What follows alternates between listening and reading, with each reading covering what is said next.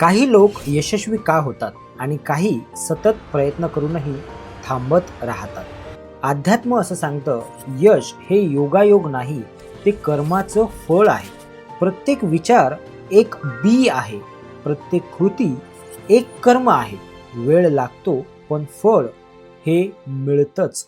जे लोक आज यशस्वी आहेत त्यांनी काल कुठलं तरी योग्य कर्म केलं आहे, त्यामुळे ते आज यशस्वी आहेत.